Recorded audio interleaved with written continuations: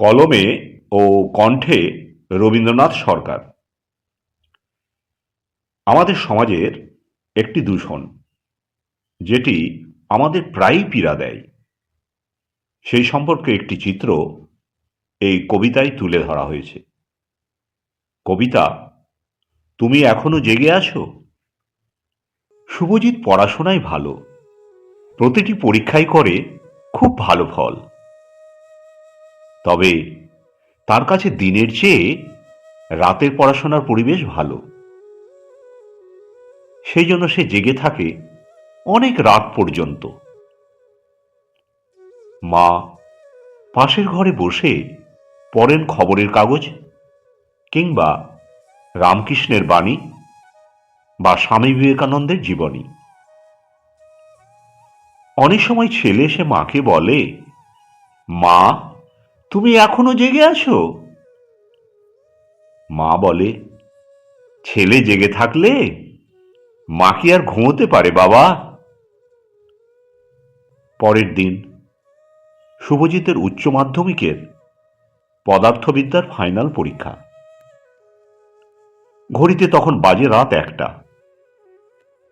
কোনো একটি উৎসব উপলক্ষে পাড়ার ক্লাবের সামনে ফাটানো হচ্ছিল উচ্চ শব্দের বাজি পটকা, সঙ্গে তার স্বরে ডিজে ও নাচ।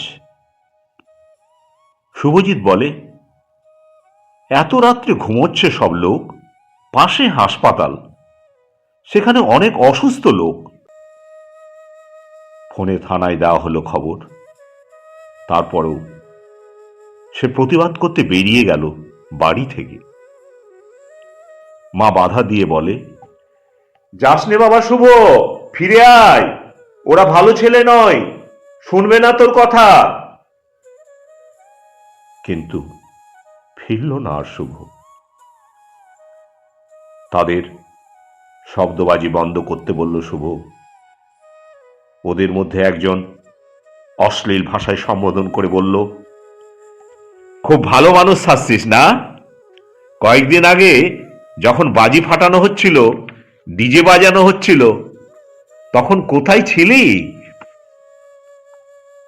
শুভর উপর পড়তে লাগলো মদ্যপদের অমানসিক প্রহার। রাস্তার উপর পড়ে রইল সে অচৈতন্য অবস্থায়। কিছুক্ষণ পরে সেখানে আসলো পুলিশ। গ্রেপ্তার করা হলো কয়জন অপরাধীকে।